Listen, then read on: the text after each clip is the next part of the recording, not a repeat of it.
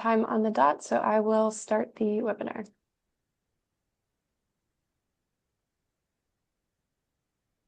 Okay, greetings to all our viewers and speakers this morning, and welcome to today's COP29 preview event entitled From EEZs, Exclusive Economic Zones, to the High Seas, Leveraging the Ocean-Climate-Biodiversity Nexus in Accelerating the Implementation of Ocean Climate Action.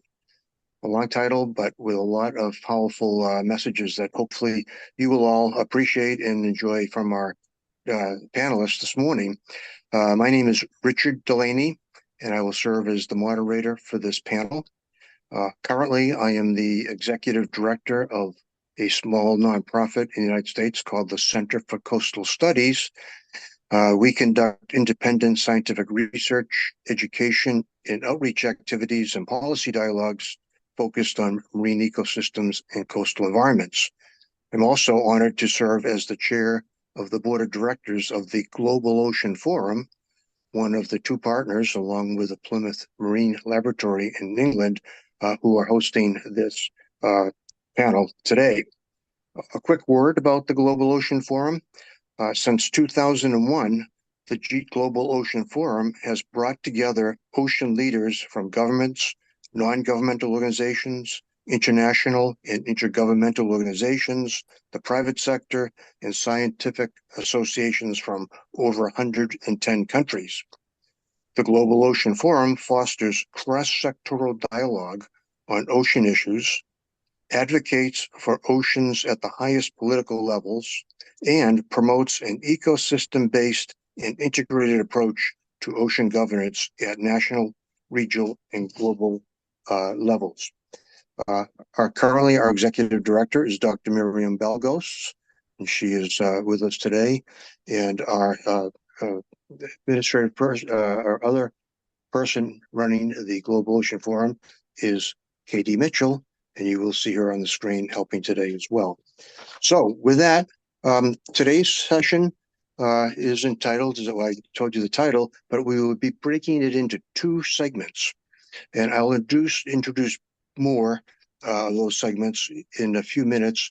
But first, I'd like to kick off the entire panel of great speakers with a keynote address from a person we all know well, Ambassador Peter Thomson.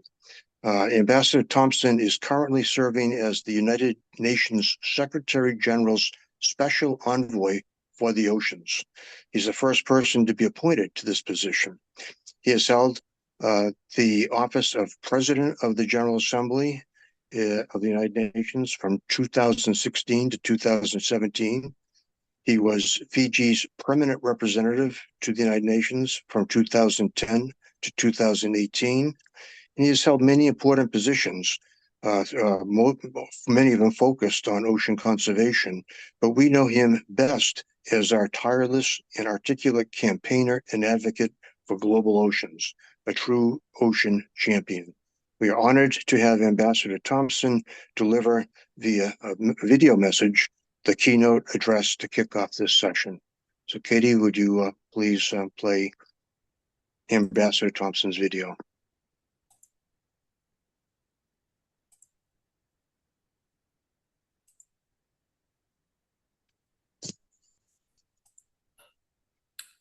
Excellencies, ladies and gentlemen, warm greetings to everyone viewing this video message, and thank you for this opportunity to address you all on the subject of the ocean, climate, biodiversity nexus within the broad assembly of the Virtual Ocean Pavilion. I'm sure you know the mantra, no healthy planet without a healthy ocean, and the ocean's health is currently measurably in decline. The corollary is that, ruled as we must be by the principle of intergenerational justice, we must stop and reverse the decline of the ocean's health. And we must make sure that message is heard as loudly in the schools and streets as it is in the boardrooms of the world. Talking about boardrooms, in a nutshell, the message is that we must stop burning fossil fuels. Do that and we'll give ourselves a fighting chance to stop ocean warming, the altering of ocean currents, sea level rise, death of coral, ocean acidification, accelerating loss of marine biodiversity, and the worst of climate change.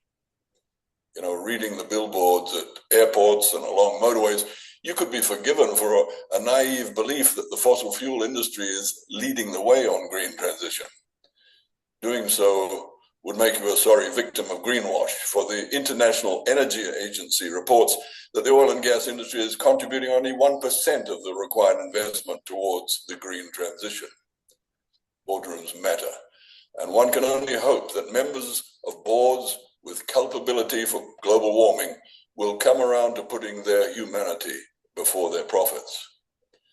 I'm pleased to say that one of the reasons I'm feeling positive about the green transition is the growing mood of inevitability. Yes, we're lagging on implementing the Paris Climate Agreement, but looking at the rate of global electrification and the declining cost of green energy, thanks especially to the competitive affordability of solar panels, there comes a point at which it's economically irrational to continue investing in oil and gas. As consumers, we can force the pace of the transition. A year ago, I bought an electric vehicle, and its beneficial effects on my family budget, its comfort and its reliability, and the fact that I'll never again have to pull into a smelly petroleum station to fill up a gas tank has been hugely rewarding. It's like giving up smoking. You never go back once you've given up your petroleum addiction. Two truths have emerged in the 21st century. The first is that the green transition to which I've just been referring is fundamental to the future of humankind on planet Earth.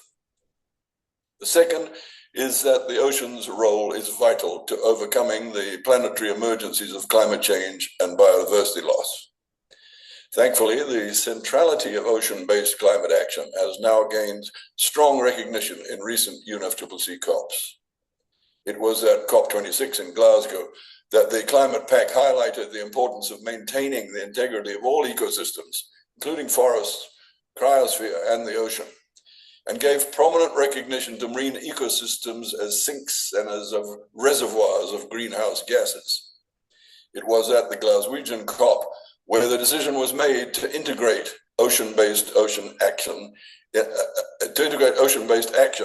into the mandates of relevant UNFCCC bodies, and to commence the annual ocean and climate change dialogues.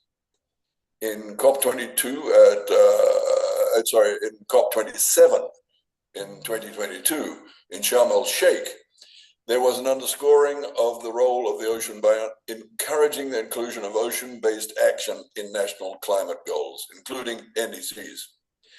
And then last year at COP28 in Dubai, informed by the first global stocktake, formal recognition was given to the critical role of the ocean in achieving net zero emissions, with a call for scaling up ocean-based mitigation actions, such as preserving coastal and ocean ecosystems. So let's forge on with this progress on elevating the ocean climate nexus at COP29 in Azerbaijan this year. Ladies and gentlemen, the preservation of ocean and coastal ecosystems is an existential issue for us all. Destroy their well-being and we destroy our future. We recognized this at the CBD COP15 in Montreal back in 2022, when the global biodiversity framework was adopted by a resounding multilateral consensus. Contained within that transformational framework is the ambition of preserving 30% of the planet by 2030. Why did we agree to that high ambition? The answer is that the best of science informed us that if we did not, we would witness a cascading away of the planet's biological diversity with consequential implications for our own survival. Times are changing. As a result of our GHG emissions and consequent global warming, compounded by our rampant pollution of land and sea, biodiversity loss is accelerating. It's thus that the implementation of the so-called 30 by 30 target is so critically important. And it is thus that the ocean, both within the exclusive economic zones of countries and out on the high seas, must be allowed to play its part in protecting 30% of the planet by 2030. I urge everyone to get meaningfully involved in the achievement of this 30% protection ambition. Recently, I had the honor of speaking at the regional dialogue on ocean-based climate action that was underway in Bangkok at ESCAP, the UN's Economic and Social Commission for Asia and the Pacific. To promote positive movement in the region, the dialogue adopted a regional initiative, a call to action that is both inspirational and eminently practical. It sets 4 priorities. The first being to protect and enhance blue carbon ecosystems. The second, to decarbonize shipping and marine connectivity. The third, to accelerate the deployment of ocean-based renewable energy. And the fourth, to enhance ocean climate resilience. Within the ocean climate resilience priority, we have calls for joint action on enhancing coastal urban planning and zoning, with emphasis on sea level rise, coastal land submergence, and the development of climate resilient infrastructure in coastal areas. We have the development of nature-based solutions, climate smart conservation approaches, coastal habitat restoration, and regulated management of conservation areas. We have emphasis on systematic approaches to integrate early warning systems into adaptation and resilience pathways. Such are the measures we must undertake to elevate the world's consciousness of the great consequence of the ocean climate nexus. And I applaud ESCAP for its regional initiative. Time's up, so I conclude my message to all with the promise to forge on with these ideas at UNFCCC COP29 in Azerbaijan, and indeed at the UN Ocean Conference in Nice in June next year. And I hope to meet many of you there. Thank you to the organizers of the Virtual Ocean Pavilion, and thank you all for your kind attention. Well, thank you very much, Ambassador Thomson, for once again, powerful, direct message of the challenges that we face ahead. Well said, and hopefully the panel will respond in kind. So let's move on with segment 1. Segment 1 does aim at discussing integrated and collaborative approaches used to advance the ocean agenda in the climate, biodiversity, and sustainable development frameworks. It will highlight the opportunities presented by the BBNJ Agreement for leveraging the ocean climate biodiversity nexus and accelerating the implementation of ocean climate action by exploring the mitigation and adaptation potential of the vast high seas. We have a great lineup, and I believe the first speaker available today will be Mr. Duncan Curry. Mr. Curry advises the High Seas Alliance on international law and policy matters. Duncan is a practicing international and environmental lawyer. He has practiced international law and environmental law for over 30 years. His work is now focused on ocean issues, in particular on protecting vulnerable marine ecosystems from bottom fishing. So the screen is yours, Mr. Duncan Curry, please. Thank you, Richard. And I see Ambassador Janine Coy-Felson is here.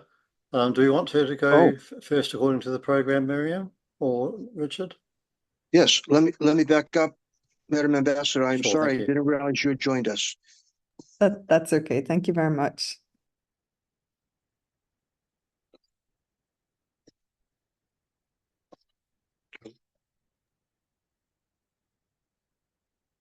Let me just rearrange my papers for a minute.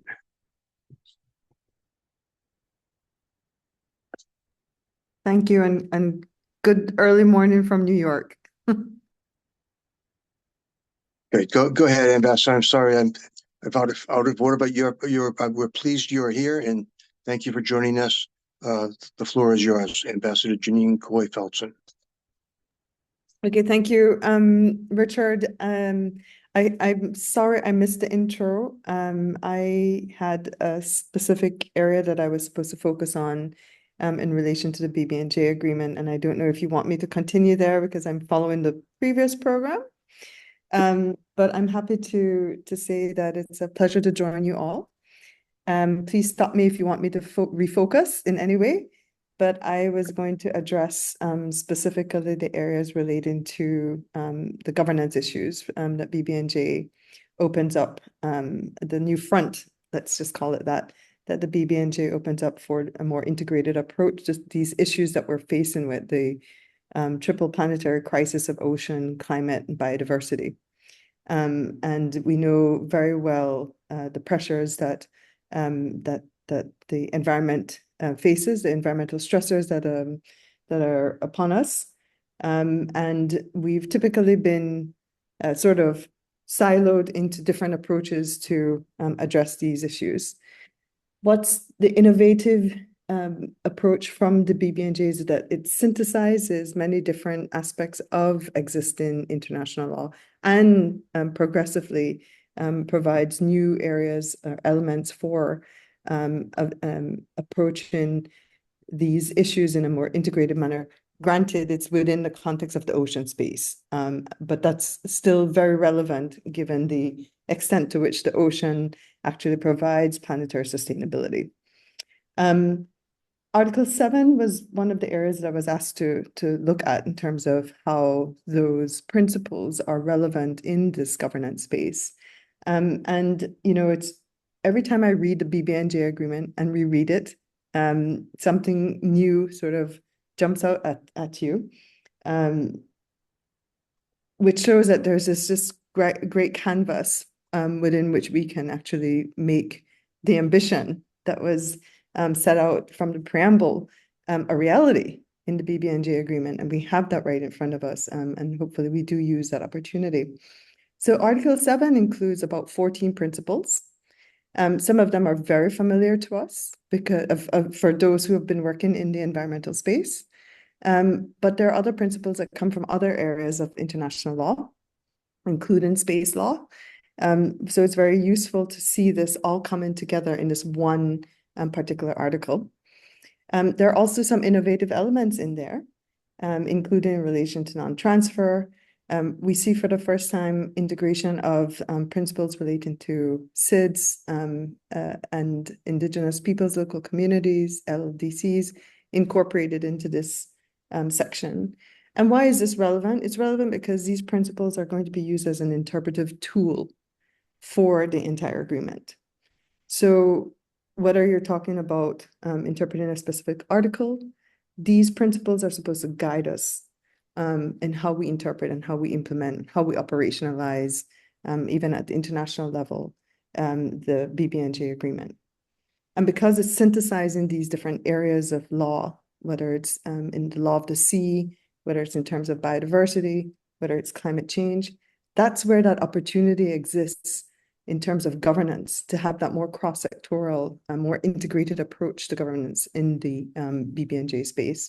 And it allows us that opportunity then to actually address the more complex issues that we're facing. I also wanted to point out that I've heard in several platforms already this description of the BBNJ as a modern treaty. And I really think it is. It is modern because it does bring together many different ways in which we've practiced law, in which we've operated, but in one space. And I would also call it cosmopolitan because it combines many different aspects of how we approach international challenges. So again, always something new to kind of focus on the BBNJ. I did want to just bring in two other aspects into this conversation, apart from Article 7. We do have Article 5, which deals with the relationship, and Article 8, which deals with cooperation. I would propose that those are also principles that equally apply for consideration of how we operationalize and implement this new agreement. And they're equally relevant because of the way we've now brought together these different ways that we've approached environmental issues into one treaty, which is the BBNJ agreement. And I will end at that. I look very much forward to hearing from the other panelists. And I hope if there's anything I should be adding to my intro, please do let me know, but I'm very pleased to join you all today. Thank you. Well, Ambassador, thank you very, very much. Let me just, for our viewers, and I know many people know about your work and your positions, but as an after-the-fact introduction, if I may, for those who are just getting to hear the ambassador for the first time, she is an ambassador of Belize and a senior advisor to the Alliance of Small Island States and an advisor to the Caribbean community on climate change and ocean matters. The ambassador for more than 2 decades has been a leading voice for small island developing states in key negotiations, as you just mentioned, some of them, including the Paris Agreement, the Agenda for Sustainable Development, and more. And so we're really pleased that you could join us this morning, Ambassador. And for those viewers who are just learning about some of our topics for the first time, I maybe neglected to mention a couple of our words. The term BBNJ, for those who are not familiar with it, is biodiversity beyond national jurisdiction in the high seas. I know we may have a few viewers who are just tuning into this topic for the first time, so I thought I'd keep you up to speed. And on that fact, we will have an opportunity for a question and answer period after our speakers all make their intervention. And so please save your questions, or if you have a question in advance, please feel free to put that in the chat. We'll make sure we address it at the end of this first segment. So again, thank you, Ambassador. Let's now move to Duncan Curry. Duncan, please pick up for me and carry on. Thank you, Richard, and thanks for the invitation from the Global Oceans Forum, and nice to see you all here, and welcome to all our listeners. I'm really glad I'm following Ambassador Janine, because I think she mentioned a few items which I'm going to expand on, which I think are really important. So I'm talking about navigating what we call IFBs for short, which is really short for the frameworks and bodies, both on the international and the regional level. So within the BBNJ lexicon, we call them IFBs for short, and they comprise things like regional fisheries management organizations, or RFMOs, as well as the International Maritime Organization, the IMO, and the International Seabed Authority, or the ISA. So I'll try to steer clear of too many acronyms, but I think we're stuck with IFPs. So we're going to talk about how we navigate the IFPs towards a cross-sectoral collaboration in ABNJ.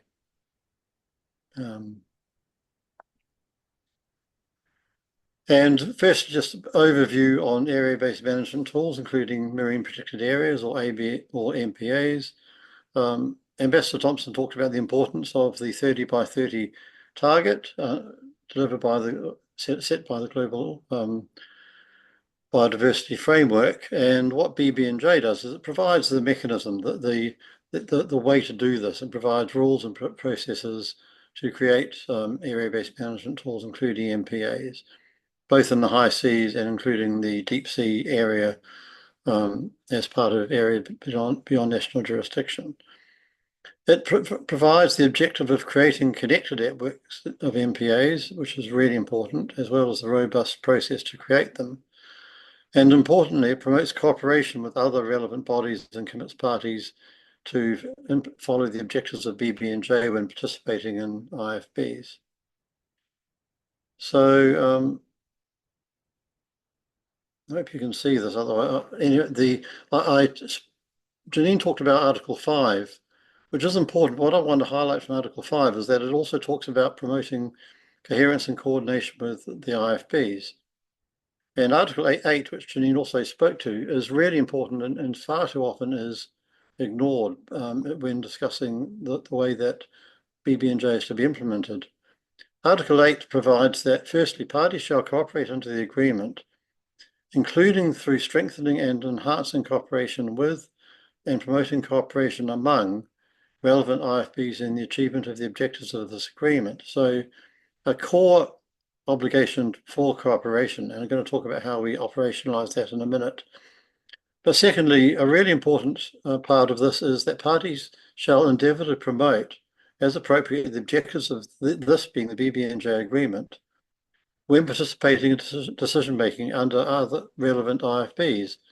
This is really important because what it does is it means that parties carry their obligations to pursue the objectives of the BBNJ Agreement to RFMOs and other IFBs. So they don't come in there clean and say, oh, well, these are two separate organizations, I'll do what I see fit within the IFB. Rather, they're actually required to promote the objectives of the BBNJ Agreement.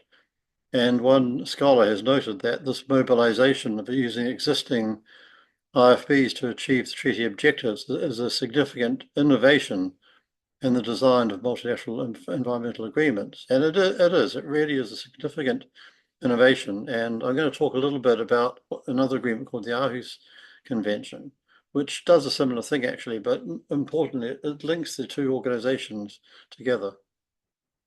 And here I want to talk about the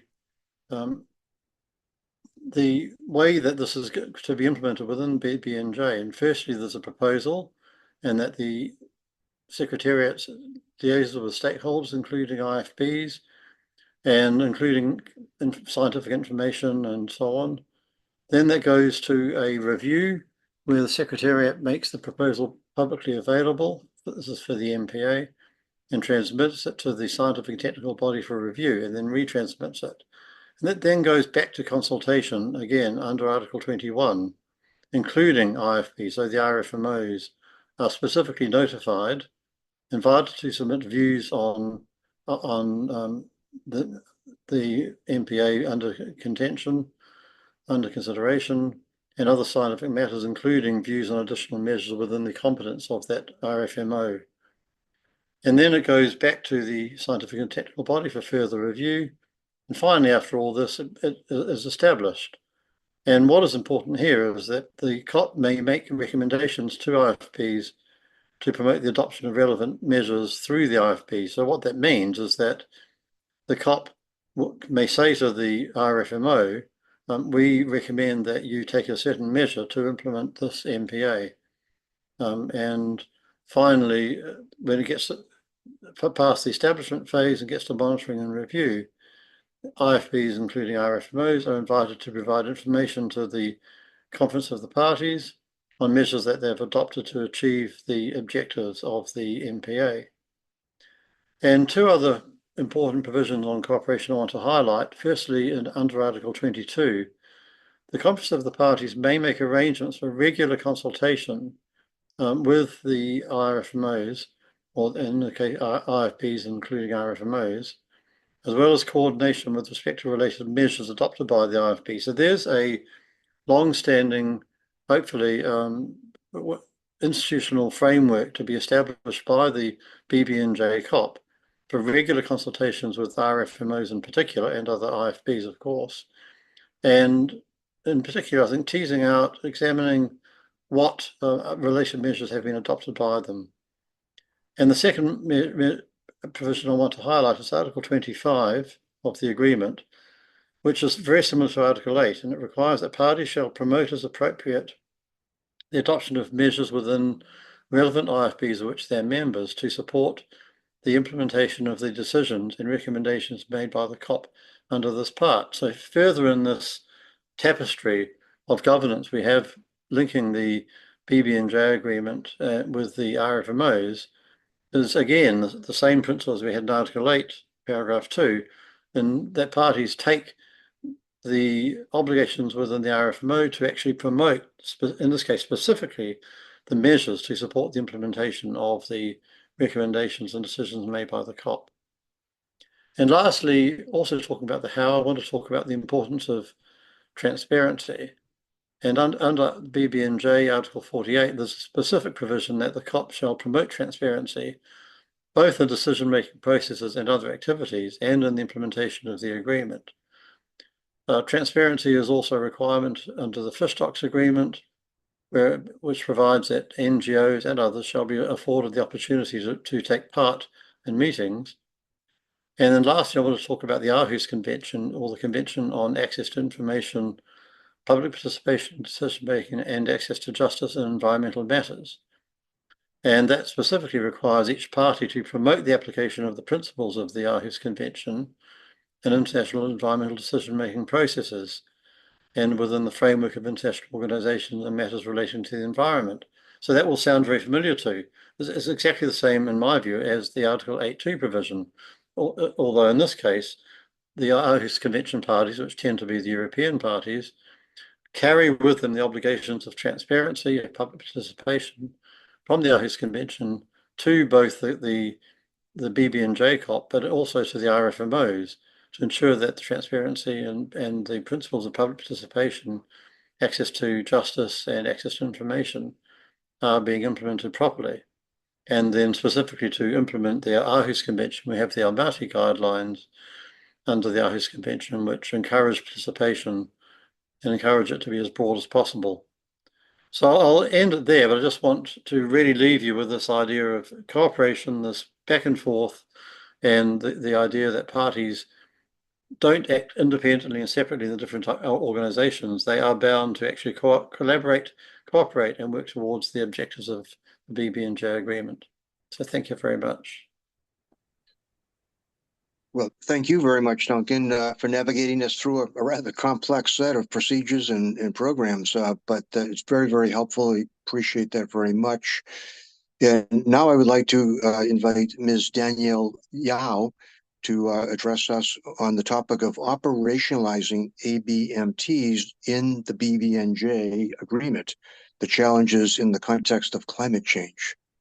Ms. Yao, the screen is yours, please. Thank you very much, Nifus. Thank you very much for this kind invitation to speak to this conference today. Very briefly, I think I'll just focus on the complexities involved in the operationalization of ABMTs, the area-based management tools, in the context of climate change. Now, as earlier speakers, our keynote speaker has already mentioned, Ambassador mentioned, the interaction and interdependence between climate change and marine biological diversity is, of course, very well known. And there's a general consensus regarding, of course, the possible dangers that climate change presents to the marine ecology, ranging from acidification to ocean warming, and then, of course, the consequential adverse impacts on marine biological diversity. This nexus is recognized in the preamble to the BBNJ, and as well as several BBNJ provisions, such as Article 7H, which places emphasis on enhancing ocean resilience towards the impacts of climate change.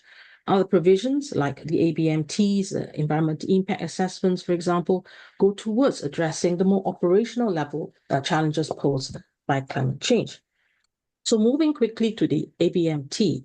Now, this is really set on part 3 of BBNJ, which Duncan has already very well elaborated, so I do not propose to go over the same ground. I mean, they clearly set out the legal mechanisms outlined, and in this respect serves to address, in part, the impacts of climate change, really from the perspective of conservation and sustainable use of marine biodiversity in areas beyond national jurisdiction. The BBNJ provides the definition of area-based management tool and marine protected area, which I will not reach out to. But specifically, when we look at Article 17, the objectives of the ABMT includes a wide range of objectives, but for present purposes, I will just focus on C, which is to protect, preserve, restore, maintain biological diversity and ecosystems, including with a view to enhancing their productivity and health, to strengthen resilience through stresses, including those, more importantly for our purposes, relating to climate change, ocean acidification, and wind pollution. The question, however, is how can they be operationalized? What barriers are there to full implementation in a timely manner so that we can all reap the benefits of this coordinated efforts in ocean governance and climate governance? And there, in my view, there are about 3 broad categories of these challenges. The first of which are the practical operational issues. The second relate to challenges arising from the nature of the BBNJ provisions themselves. And the third arises from the somewhat fragmented nature of ocean governance, which the BBNJ seeks to address, as Duncan has already helpfully sketched out in his earlier comments. So maybe I'll just spend the time focusing on maybe the practical operational considerations. And this primarily relates, for example, to the issue of the really dynamic nature of ecosystem boundaries. Climate change can cause shifts in the way in species distribution, migratory patterns, the impact on ecosystems, for example. They're not static as such. And so in the constructs of an ABMT and MPA, one has to really spend time and have a science ground-based basis to regularly monitor and update this construct for the ABTI. The criticisms has been said by one or two writers is that it focuses seemingly on more regional spatial factors and doesn't quite take into account of these migratory patterns of ocean species. And one questions whether they can be, so how can we make it operationalized such that they are more sufficiently responsive to the dynamic nature of marine ecosystems. The very uncertainty and unpredictability of climate science also points to some practical but not insurmountable difficulties in identifying the location and effective management practices for these areas, given the rather complex interactions with other environmental stresses. There's also an issue of transboundary cooperation in coordinating this management of ABTIs across cross-boundary nature. And of course, coming back to very mundane but very regular considerations of funding, resource, capacity, and technology constraints, so that all countries, particularly developing countries, are able to implement and maintain these area-based management tools. So these does call for investments, funding, capacity building, and issues like that. We have here a mix of diverse stakeholders' interests, which will have to be balanced because it can lead to sort of an intensified competition for resources. And so the process of consensus and cooperation can take a little bit longer, but again, not insurmountable. They just are practical issues that we need to resolve. Within the context of the BBNJ itself, I think there are some questions over there is an opt-out clause, as we know, for the ABTI. And that means specific countries that may have specific interests in those areas can choose to opt out. And that then goes to the question of the effectiveness at the end of the day of these regimes. The fragmented nature and the way in which the BBNJ has sought to sort of provide an integrated way of managing these has been sketched out by Duncan already. I will not propose to go too much more into it. Perhaps we can return to that during the Q&A to reassess how these will be operate, how these sort of clauses on not undermining, on taking into account the respective mandates of the IFBs and the relationship between the BBNJ and the IFBs will be managed in practice. So I will just pause my comments here within the 5 minutes I have and hope to return to that during the Q&A. Thank you. Well, thank you very much. And just to complete your introduction, again, I apologize for after the fact introductions, but for our listeners and our viewers, you should know that Ms. Yao leads on climate change law and policy issues at the Center for International Law at the National University of Singapore. And that's why she is as knowledgeable as you just heard her in her quick 5-minute presentation. So thank you again. Now our next speaker is Ms. Johanna Diwa Akala, and she is the Capacity Development Specialist at the at International Ocean Commission, IOC, of UNESCO. She has over 15 years of experience working with UNESCO and supports the global coordination of IOC's capacity development programs and coordinates the IOC group of experts on capacity development. And Joanna will address us on the topic of leveraging the United Nations Ocean Science Decade to promote capacity building and transfer of marine technology in the ABNJ. Thank you. The screen is yours. Thank you, Richard. Can you hear me well? Yes, perfectly. Yes. Very good. Thank you. Thank you to Miriam for inviting me to speak in this very important event. My brief intervention would be on the potential opportunities and related services from the IOC UNESCO and our experience on capacity building and transfer of marine technology. and how we can leverage it to advance ABNJ management. So this is a quick overview of the capacity building and transfer of marine technology services that we have at UNESCO IOC as relevant to BBNJ. First is the providing access to data through online data sharing platforms such as OBIS and ODIS, and the coordination of global monitoring observation networks. And next is the capacity development through networks of training centers under the framework of the Ocean Teacher Global Academy, or OTGA, and of course the Ocean City Hub. And lastly, the monitoring of ocean science capacity through the Global Ocean Science Report. So the value chain of IOC services with capacity development as cross-cutting function also cover the three most important components related to the ABNJ management, such as building capacity on MGR-related technologies through Pac-Man project and OBIS platform. For area-based management tools, we have MSP Global Initiative that includes Transboundary MSP and the GEF-funded IW Learn program on large marine ecosystems, with the possibility for transboundary pilot projects as LMEs can also extend into ABNJ. And lastly, for the environmental impact assessments, the scientific observation data on environmental assessments are accessible through the IODE system networks and OBIS, among others.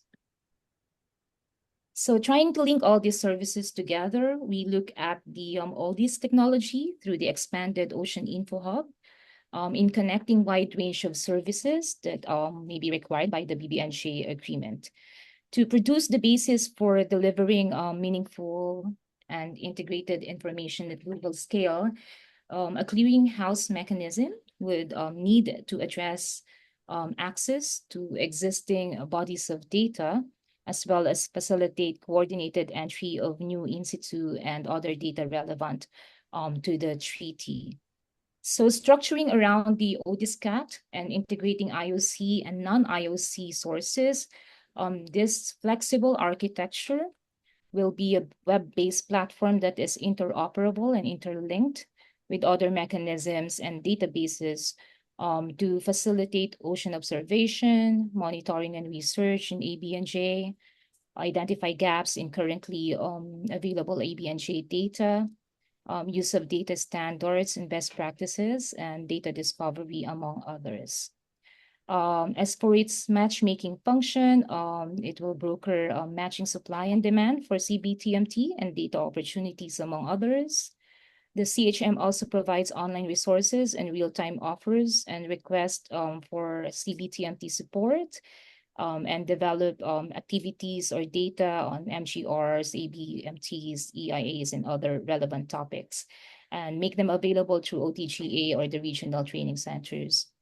So lastly, the CHM provides tools and services for guidelines, tailored data analyses, and support user-generated map products for ABMT, provide regional views of contents and data, develop new ways to visualize data, and develop environmental models or other MGR-based omics pilots and applications. And most recently, we started a small pilot demonstrator project called Biodiversity Data Hub for the High Seas, which builds on all this technology to demonstrate how several elements can serve a future BBNJ CHM. So my last slide is on the UN Ocean Decade, which is being coordinated by the IOC, and how the decade can be leveraged to advance ABNJ management by contributing to building synergies between the 2030 Agenda and the BBNJ Agreement, as well as in the coordination of advanced cooperation and coordination cooperation on ocean issues. So the decade has the potential to improve the scientific basis for BBNJ governance, including the acceleration of knowledge and the development of a comprehensive digital atlas of the entire ocean. So the decade has developed the capacity development facility, which helps identify top priority capacity development needs. Also the existing offers for capacity development, and the link to the decade actions and the development of new capacity development initiatives, including those for BBNJ by IOC and other partners. So in the interest of time, I will leave you with this last slide on other potential new services from IOC that can promote the advancement of ABNJ management. Thank you very much. Thank you, Joanna. And leveraging the ocean, the decade of ocean science is important. Thank you for bringing that forward. That's something we should all be endeavoring to do. Let me now introduce our last speaker for this first segment, and that's Ms. Victoria Varga Lenzes, who is the program coordinator for the Common Oceans Program and also senior fisheries official at the Food and Agricultural Organization of the United Nations. So, Victoria, the screen is yours.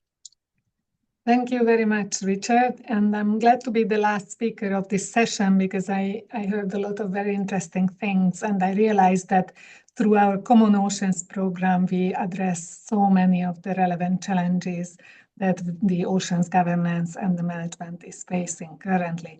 So I will talk to you about a practical example where a large number of organizations decided to cooperate together to address some of these challenges. So the Common Oceans Program is a global partnership that deals with the management of the areas beyond national jurisdiction with a view of achieving, facilitating transformative change. Our main objective is, of course, double the sustainable utilization of the marine resources and the biodiversity conservation, because these two go hand in hand. And very often we hear that the ABNJ is not managed. It's not the reality. It is managed, but its management is fragmented, and often it is sectoral.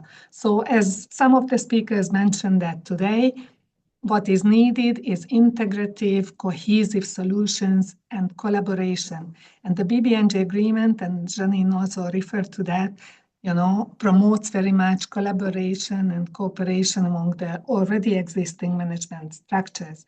So the Common Oceans Program started quite some time ago. We are now, in fact, in the second phase of this program. It is managed by FAO practically, but we work together with UNDP and UNEP, two other JEF implementing agencies, and we have 65 organizations that cooperate under this program, including all tuna regional fisheries management organizations, deep sea fisheries management organizations, civil society organizations active in the domain, academia, governments, and other intergovernmental organizations as well. For example, Richard, your organization is our partner, of course, and IOC is also among those organizations with whom we are working together. So how we structure this program, and I will not go into the details for the sake of saving some time, but I want to pass you a few messages about our key mission, because this is a transformative partnership. So it's intentional about bringing change, and the 4 ways of bringing change is through improving governance, strengthening capacity, sharing knowledge, creating and sharing knowledge, which can mean creating data for species management, for example, and also to use and develop innovative solutions. And when I'm talking about this, I'm always referring to cross-sectoral management. So it's all our projects work together beyond the boundaries of the sectors.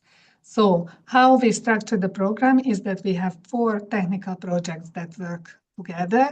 We have one focused on deep sea, one focused on tuna fisheries, a dedicated project to cross-sectoral management, which works in the Pacific region. And we have a geographical pilot, which is very interesting, in the Sargasso Sea area, where we test the method used previously by the large marine ecosystems to develop diagnostic analysis for an ABNJ large marine ecosystem, and then develop an action program based on that. So these are our programs. We also have some elements to involve the private sector, but I just would like to give 2-3 key messages on how important some of the principles of the BBNJ are, because we structure all our work around this, and there is wide-ranging consensus about the importance of those principles. So long-term management is needed, but for that, we need to operationalize the ecosystem approach. Our projects work on this in particular, and I invite you all to attend a symposium that will take place next year on ecosystem management approach to fisheries, particularly the ecological aspects of it, in March in the context of one of our projects. And finally, so long-term management, ecosystem approach, and working together intentionally for transformative change. That's our key message. And I hope that you will hear from us more when we bring you our results also with regards to climate change, or how we bring market incentives to improve sustainably the tuna management, for example. Thank you.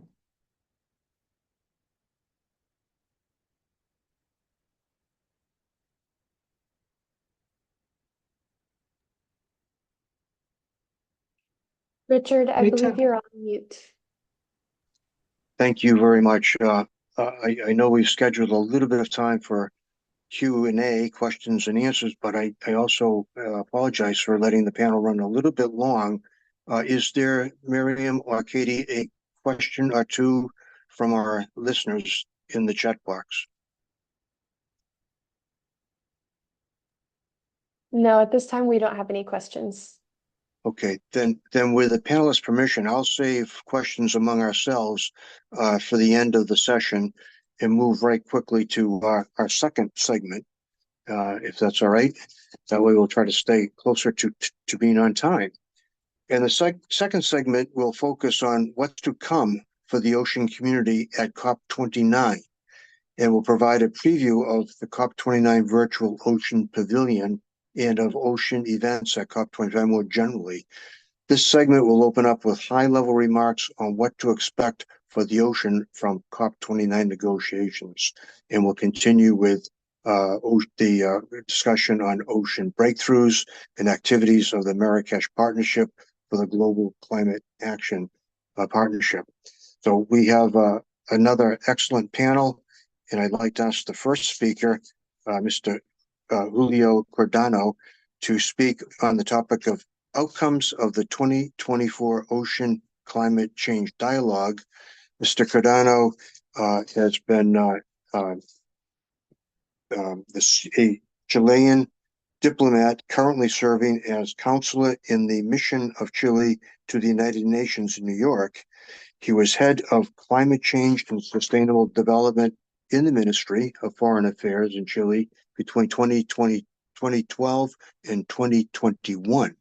And he has also served as head of Chile's negotiating team at COP28 and director of the Environmental Climate Change and Oceans at the Foreign Ministry. So, Mr. Cordano, the screen is yours. Thank you. Thank you very much, Richard, and good morning to everyone. And thank you very much for the opportunity to provide some general remarks really on the work of the Ocean Climate Dialogue that I have the honor to co-facilitate alongside with my colleague and friend Naya Odi from Canada. So what I wanted to do basically is today is to share with you some general comments about the dialogue itself, how it has evolved, and the contribution it has made to the UNFCCC process, but and also as a second point, to give you just a little bit of a hint of the content of the latest report that Niall and I published after the latest dialogue that took place in Bonn in the context of the subsidiary bodies meeting. So starting with the first point that I wanted to make, the dialogue was created in COP25 in 2019, and since then we have had annual sessions of the dialogue, and each of the dialogue has been accompanied by a report that contains a summary of the proceedings of each of the dialogues, but also very critically includes also recommendations that are forwarded to the consideration of the COP. So as a general remark, I would say that the dialogue has had an important impact on the UNFCCC process, and also I would say beyond the UNFCCC process. It has created a permanent space for ocean and climate discussion, which maybe is the most obvious, but also most important element in the ocean and climate dialogue. It is being based on policy-oriented discussions and not oriented towards political or negotiation discussions, which is somehow unusual in the UNFCCC process. But it has been sort of free of the dynamics of the discussions under the UNFCCC. And maybe that has given the dialogue an opportunity to have an important influence on the recognition of the ocean as a space, as an element for the global response to climate change, including in the implementation of the Paris Agreement and its long-term objectives, and more critically, probably in the last COP, in COP28. The ocean and climate dialogue had an important influence in the outcomes of COP28 through the global stocktake, where the COP and the CMA actually decided to recognize that the ocean had it was an important element for policies in mitigation, in adaptation, and also critically in the mobilization of means of implementation, including finance. Another element that I wanted to make to share with you here is that the dialogue is a multi-year exercise that in practice has built a repository of knowledge, case studies, and an opportunity for climate action and opportunities for climate action in the ocean. I should also say that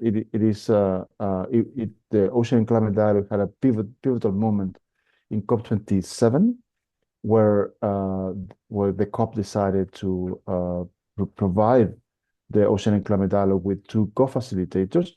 Up until that point, it was the substat chair, so the president of one of the subsidiary bodies of the convention, that was leading the Ocean and Climate Dialogue. And in COP27, there was a decision to provide with 2 co-facilitators that had the mission to select 2 focused topics in order to guide the discussions and to go an in-depth discussion on the topics. And that was the case in the last 2 COPs. And this has been the term that Niall and I have served under that mandate. So the last dialogue was held in Bonn in conjunction with the meeting of the subsidiary bodies of the UNFCCC, and that took place in Bonn on the 11th and 12th of June. We had more than 200 participants, both physically present and online, so it was a hybrid event. We had more than 300 case studies referenced, both in the panels that we had, but also in the breakout groups that we organized. And the 2 topics that we selected last year, or actually rather this year, was first of all, marine biodiversity conservation and coastal resilience, and technology needs for the ocean climate action, including finance links. So let me now turn to the conclusions of the dialogue and the report that was published in early October, just a few weeks ago. So first of all, and this is let me just say at the outset that the report it is actually the vehicle that the Ocean and Climate Dialogue has in order to influence the outcomes of the COP each year. So this is why the key messages and the recommendations that the co-facilitators, in our case, Niall and myself, provide to the COP are kind of the highlights that we would like to see as an outcome of the COP. So first of all, we believe that the key messages for the report can be useful for parties for implementing existing mandates, including those contained in the first GST outcome, so the global stocktake outcome, which was the main outcome of last year's COP. First of all, on referring to marine biodiversity conservation and coastal resilience, first of all, the Ocean and Climate Dialogue report highlights the importance of conservation, protection, and restoration of coastal and ocean ecosystem, including blue carbon habitats and nature-based solutions, as an important solution for climate change. And critically for this panel and event, the report highlights the importance of marine protected areas and other area-based management tools that play a key role in supporting livelihoods, safeguarding marine biodiversity, and increasing resilience to climate change. And there is a direct connection and reference to the Biodiversity Beyond National Jurisdiction Agreement as also an important element to consider when developing climate policies. The report also reference to the improved availability and access to financing blue carbon ecosystem, including through the implementation of nature-based solutions and/or NPA as a vehicle that can enable and accelerate climate action. The report also makes reference to the idea that the dialogue is a multi-year exercise, and therefore we have reaffirmed the key messages on this topic that was also developed in the 2023 dialogue last year.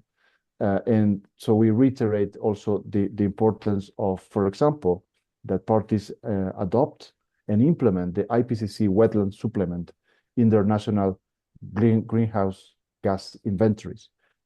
This is critically important in order to recognize the role of coastal ecosystem in the mitigation policies. So pivoting to the second element or second topic of the dialogue in the technology needs for ocean and climate action, excuse me.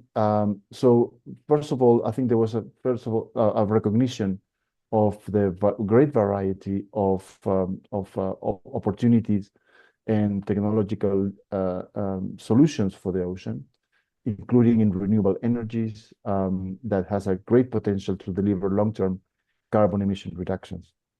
At the same time, the dialogue recognized that some technologies, notably MCDR, involve significant uncertainties and require further research. We also highlighted that satellite mapping and satellite-based remote sensing technologies are an important tool for monitoring the state of the ocean and advancing the efforts of parties to adapt to climate change impact. As long as you have more information through satellite mapping and other means to monitor the impacts of climate change in the ocean, you will have better chances to have more effective adaptation policies.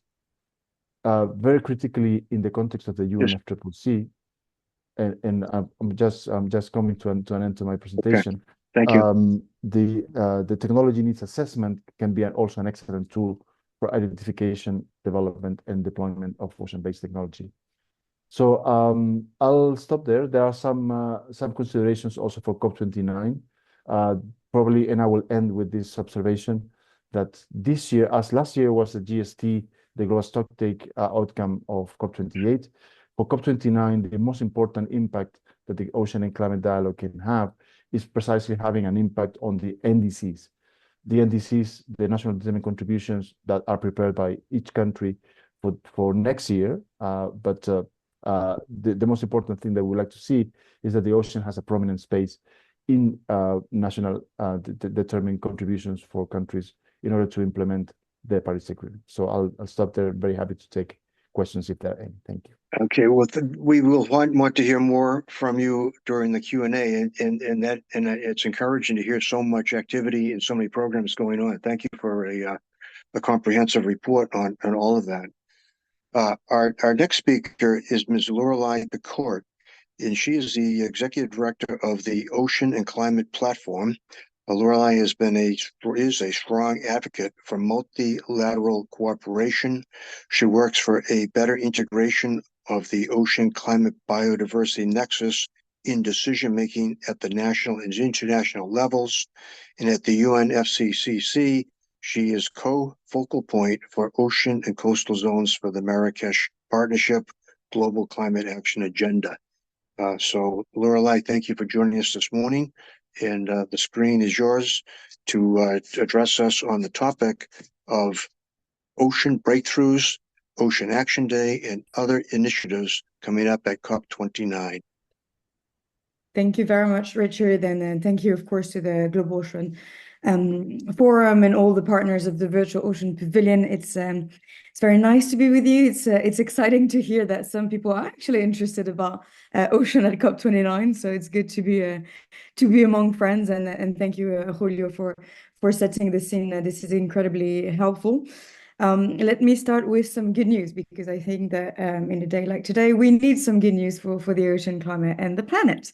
I have just gotten back from Cali, Colombia for COP16, and although nothing had planned COP16 to be a blue COP, it really became an ocean COP, and the ocean community was incredible. It was vibrant, it was united, and we had a really beautiful ocean day in Cali. I want to highlight the remarkable work of the CBD Secretariat in making this happen. I think that, you know, in many aspects, the climate community has much to learn from the CBD Secretariat, and the unity and the messages that came across on this Ocean Day were largely thanks to the support from the CBD Secretariat. So it was very heartwarming to see a full house for Ocean Day, seeing, you know, small scale fishers together with youth, the climate community, and all of these very important issues being raised at the top of the agenda. So that really gave me a lot of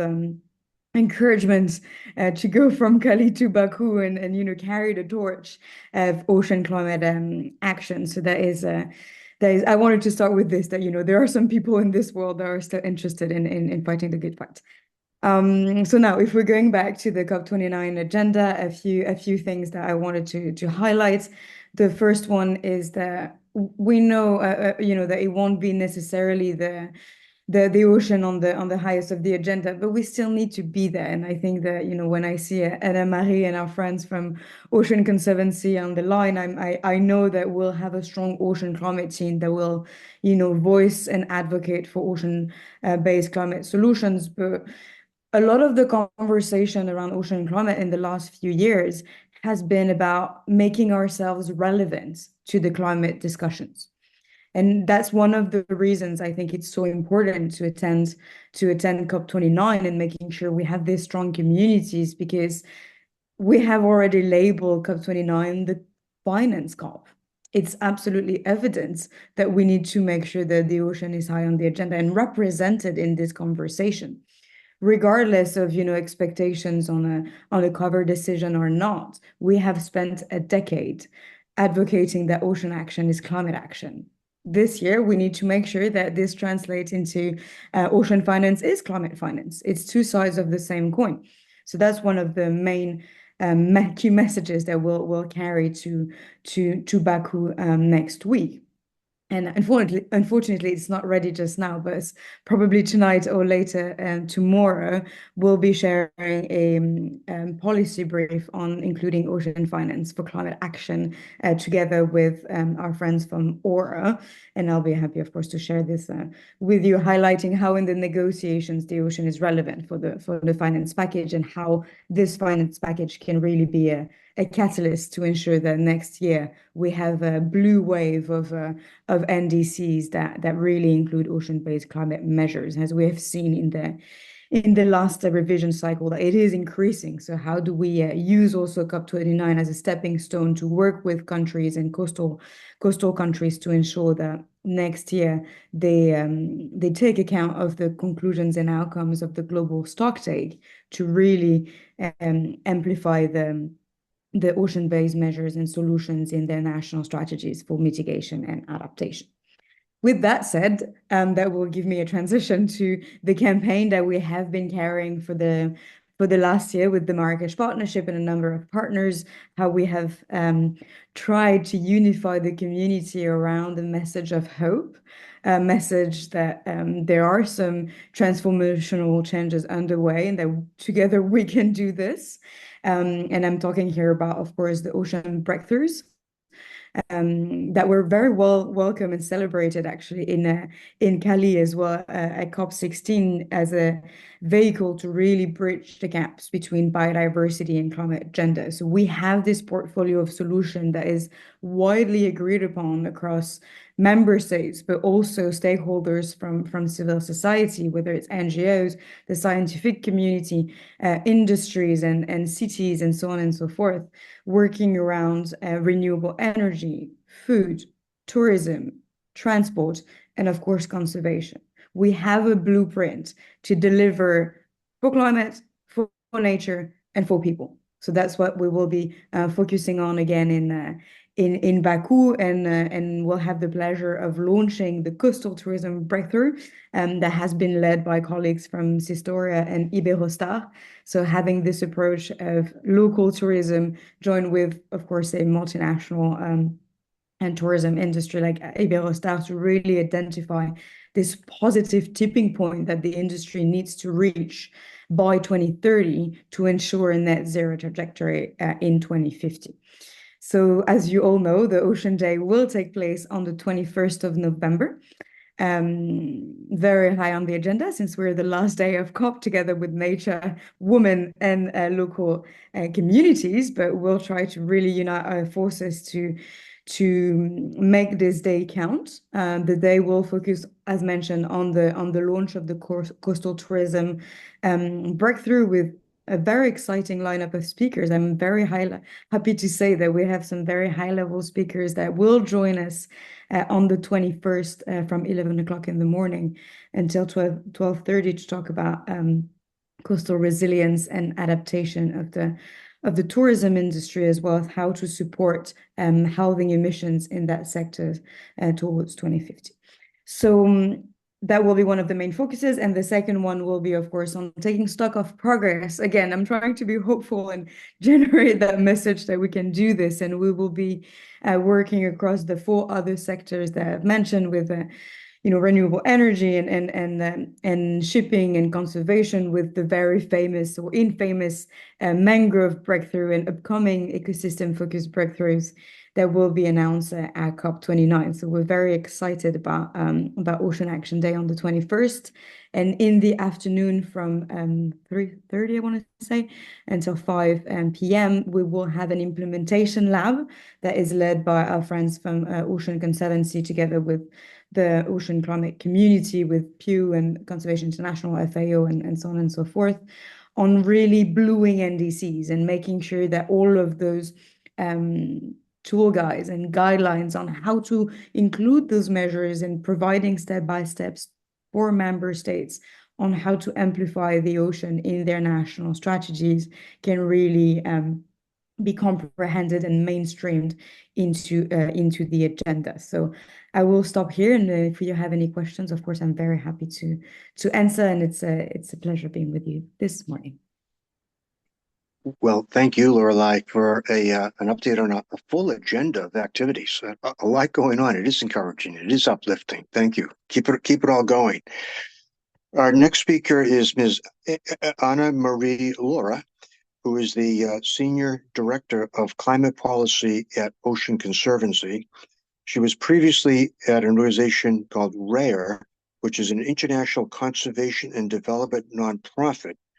There, she served as Director of Policy and Strategic Partnerships, where she managed a global network of policy staff, advanced fisheries policy in multiple countries, and advised the executive leadership on Ocean and Climate Policy.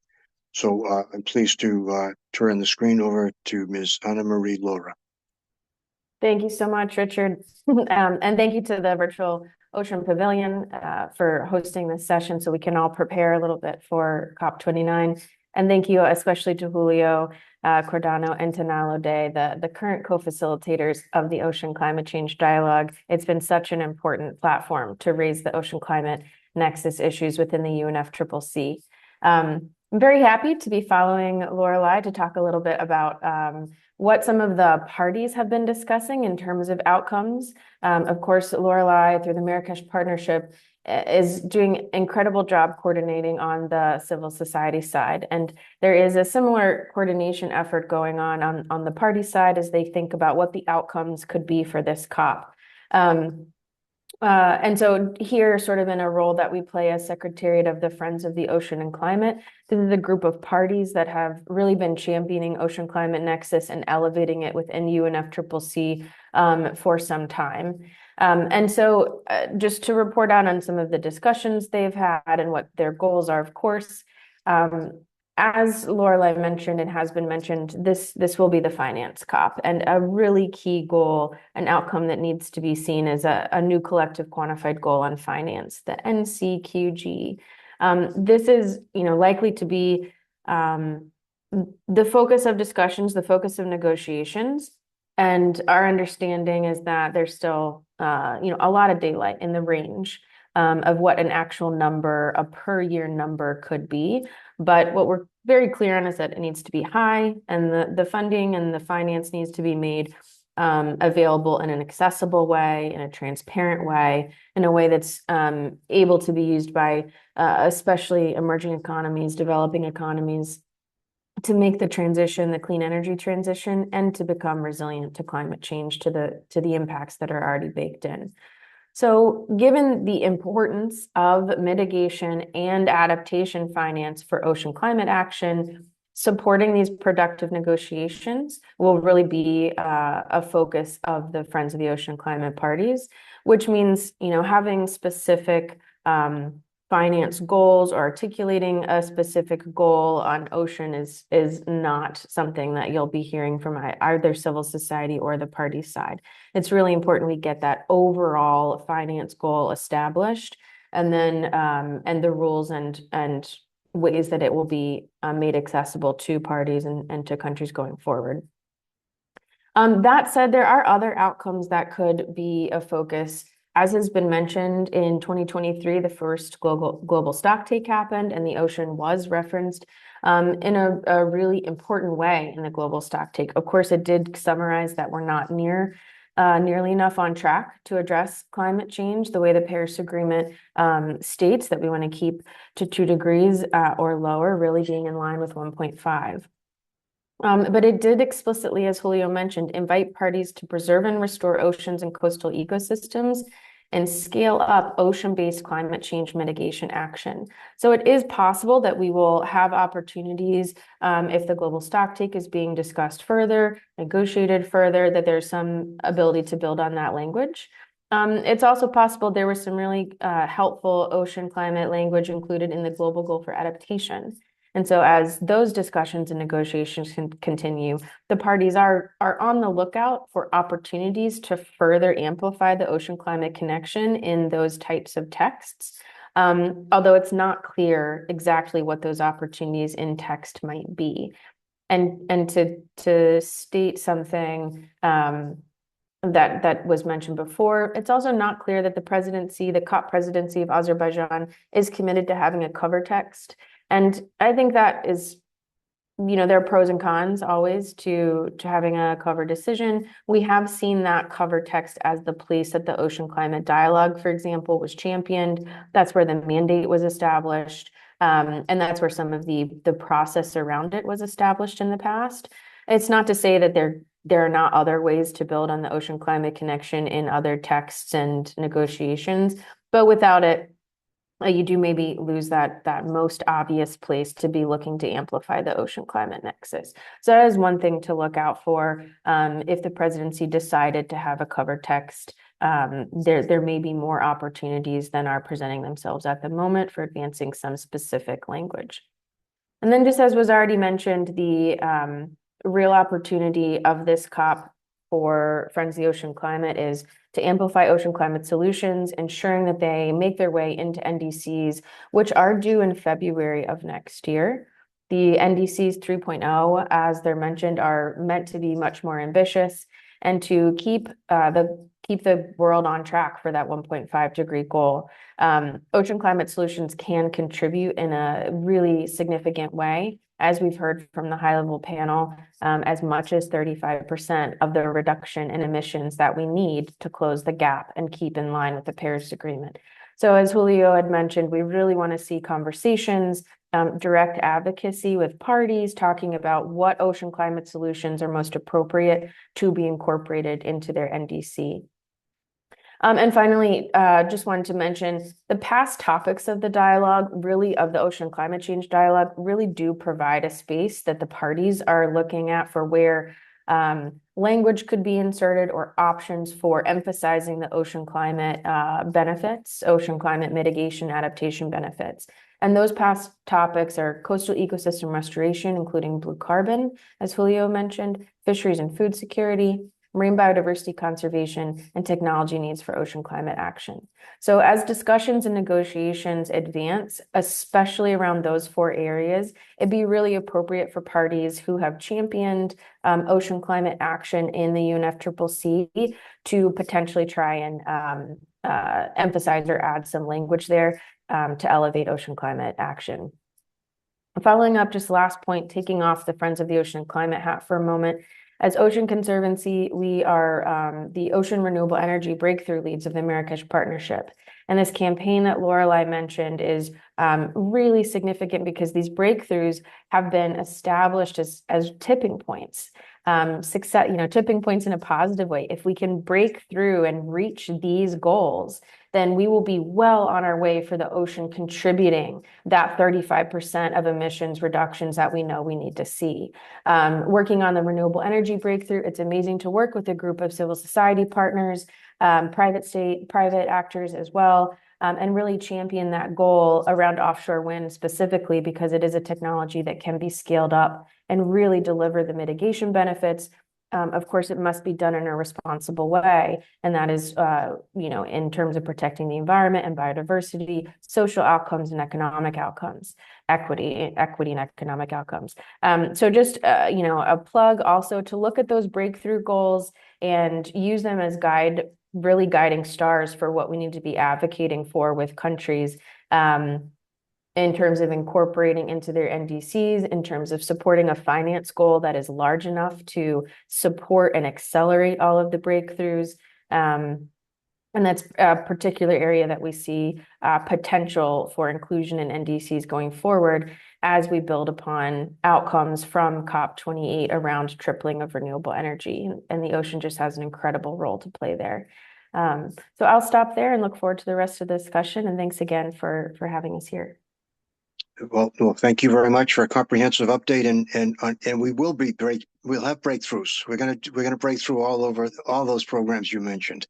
I'm confident you'll help us do that. So our last two speakers will actually provide an introduction to the COP29 Virtual Ocean Pavilion, and it's appropriate that Ms. Tekla Kaiser will be speaking here because she was one of the original founders of the very first Virtual Ocean Pavilion at COP, and her organization, the Plymouth Marine Lab, has been a partner from the beginning with the Global Ocean Forum. So Tekla has been involved with UNFCCC COP since 2009, along with her colleague, Dr. Carol Turley. And they both had a very important role in pioneering the realization of an international ocean acidification partnership. So it's very busy and lots to contribute. So she will be teaming up with Katie Mitchell, who is working with us now at the Global Ocean Forum. She is a dedicated advocate for marine conservation. After her extensive studies, Katie worked on marine education and facilitated marine monitoring programs through positions at the Annapolis Maritime Museum and Clean Ocean Action. And she joined us in 2023 and is helped immensely put this program together today. So Tekla and Katie, the screen is yours. Thank you very much, Richard. I'll start the introduction to the COP29 Virtual Ocean Pavilion, and then, like Richard mentioned, hand over to Katie. I'm talking to the converted here when I say the ocean and climate are intrinsically linked. One cannot function without the other, and the ocean has even greatly slowed the rate of climate change, but at a cost. The ocean also offers, as mentioned, a range of key mitigation and adaptation opportunities for nations to combat climate change and increase ambition on emission reductions, as well as ensure that the ocean can be developed sustainably for the benefits it provides to people around the world. And yet, the ocean has lacked any real seat at the table under the United Nations climate negotiations. The good news is, also very much as shown in the presentations today, that the ocean's voice and visibility in the climate negotiations has been growing significantly over 20 years now through the great work of the ocean community and wider stakeholders, but we are not there yet. So what more could be done to help raise the visibility and showcase why the ocean matters in climate negotiations and to all life on our planet? What could provide a platform which could engage and reach those who cannot attend these COPs in person? It is for this reason the Virtual Ocean Pavilion was developed and launched at COP26 in 2021, as Richard mentioned, and subsequently at COP27, COP28, and now COP29, leaving no one behind in creating a long-lasting resource for all. Surveys held after each COP showed an overwhelming yes to the question whether the Virtual Ocean Pavilion should return again the following COP, which we have listened to and acted upon. Importantly, and not to forget, the virtual approach, of course, also helps to make engagement more climate friendly and reducing the carbon footprint. Now, we are very, very grateful for the support under the leadership of the Global Ocean Forum and the co-organization by Plymouth Marine Laboratory, where I work, and the collaborations from across the globe by organizations, which you can see listed on this slide. This has meant the pavilion can continue to be made available free of charge and so truly be inclusive. This year, the Virtual Ocean Pavilion will, in addition to the COP29 priorities, highlight the opportunities provided by the BBNJ Agreement and the 2025 UN Ocean Conference Action Panel themes to leverage the ocean climate biodiversity nexus and accelerate the implementation of ocean climate action. The diversity of the organizers and collaborating partners ensures a wide range of perspectives on these issues and provides opportunities for cross-sectoral cooperation and collaboration at the national, regional, and global levels. The pavilion will be open to everyone to visit from today onwards until the 22nd of November, after which the resources from the pavilion will be made accessible through the Roadmap to Oceans and Climate Action, the ROCA Initiative website. Now, I'm glad we developed the Virtual Ocean Pavilion back in 2021, and last year alone we had registrations from over 112, or delegates from over 112 countries, as well as buy-in from intergovernmental bodies and national governments. Katie Mitchell, who Richard mentioned, has kindly been coordinating the development of this year's pavilion under the overall great leadership of Miriam Belgos. Will now talk to you about the pavilion's many exciting features, and I would like to thank you for your attention. Katie, over to you. Thank you, Tekla. And thank you, Richard, for the introduction. Sorry, Katie, I'm trying to stop sharing, but my screen is frozen. I don't know if you can That's control. okay. I think I may be able to control it on my end. Apologies. Thank you. No problem. Okay. So hopefully, is everyone able to view my screen instead of Thekla's now? Thank you. All right, so I will jump right in. Thank you, Thekla, for providing that comprehensive overview of the Virtual Ocean Pavilion. Today, I will be diving into some of the many features that the pavilion has to offer, including our live events, exhibition hall, COP29 ocean events, spotlights, interviews, and on-location reporting, our treasure trove, the delegate bag for all attendees, the pavilion chat, and then we'll be happy to highlight 2 features that we hope will connect with many attendees this year and encourage more interaction with the pavilion, which will be streamlined top-line messaging and roundtable discussions. This is the landing page of the Virtual Ocean Pavilion. This is where anyone is able to register and then log in. As Thecla shared, registration is free and open to all, and all that's required is an email to access the platform. Once attendees enter the platform, you will see, excuse me, the COP29 Virtual Ocean Pavilion lobby.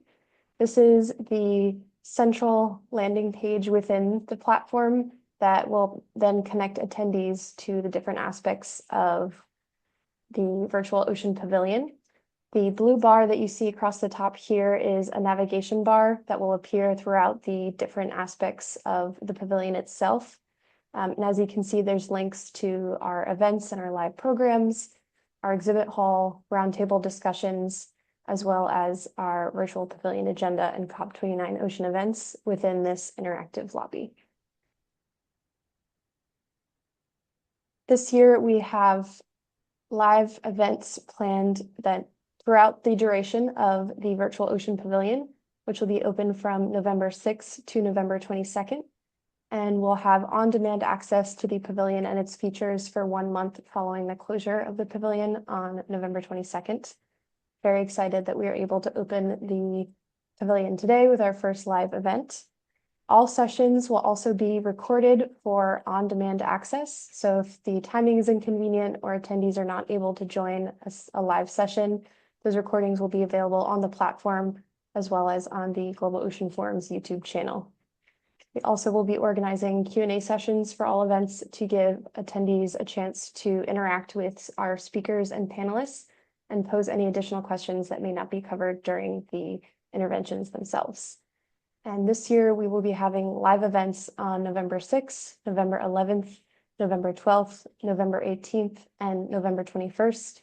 And shown here are some of the collaborating partners that are helping to facilitate and organize this very exciting live event agenda.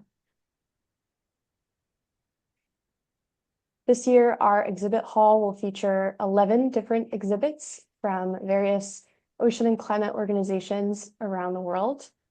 These exhibits are all accessible through the pavilion lobby, and participants and attendees are able to interact with the exhibits by navigating through this hall and clicking on each exhibit booth.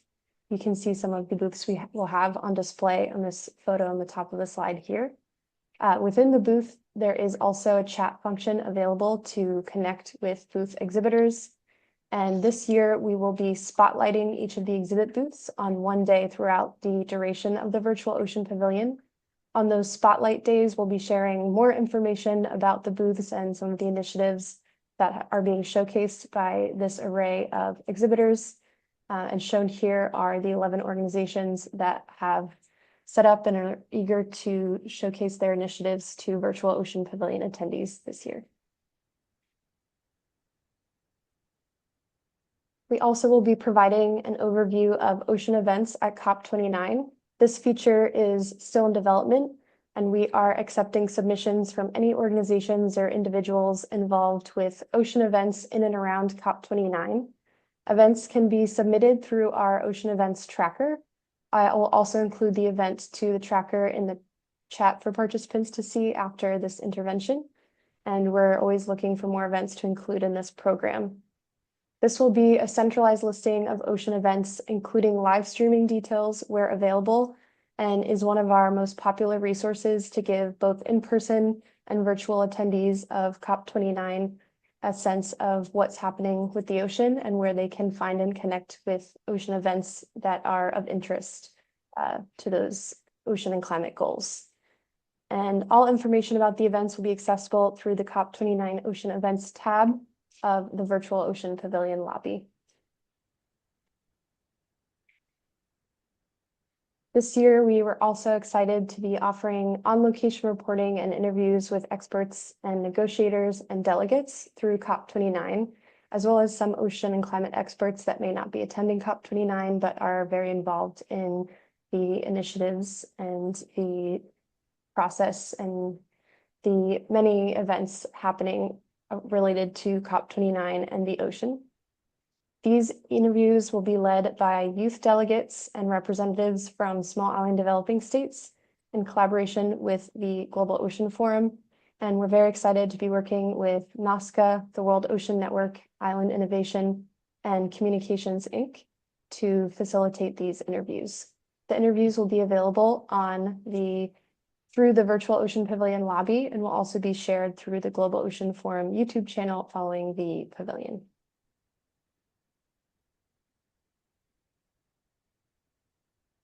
The treasure trove is a feature of the Virtual Ocean Pavilion that is updated daily by the Pavilion Secretariat.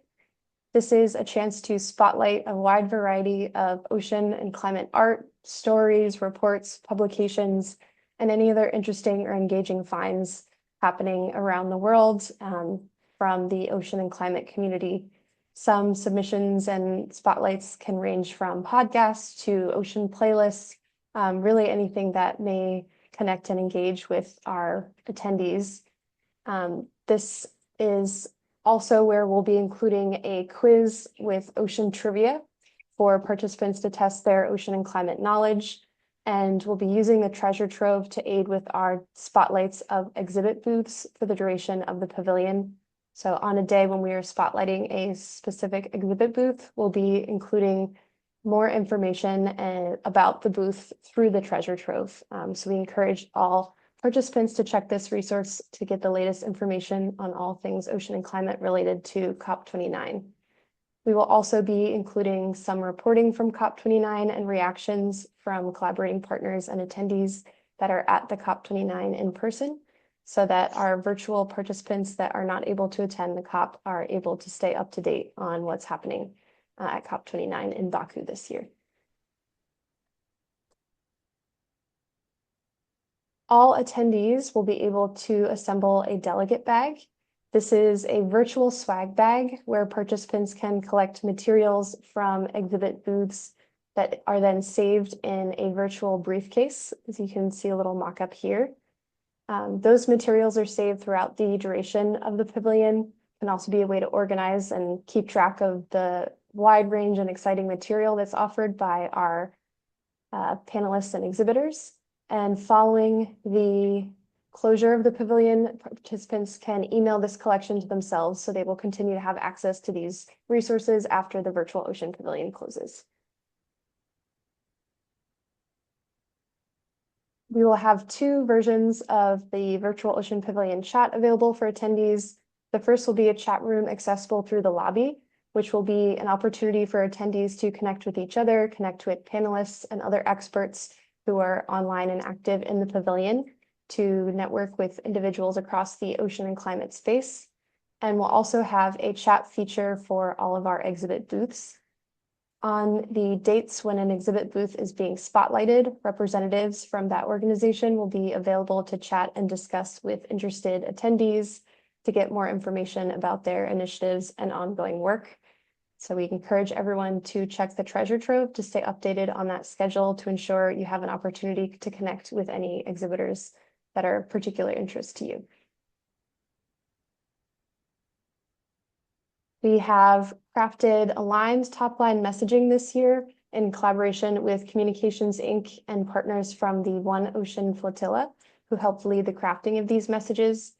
And we've endeavored to align these messages with the goals and objectives of the wider ocean community, including the COP29 presidency, ocean breakthroughs, and other Marrakech Partnership for Global Climate Action initiatives, the 2024 Ocean and Climate Change Dialogue, and the UN Ocean Conference coming in 2025, among others.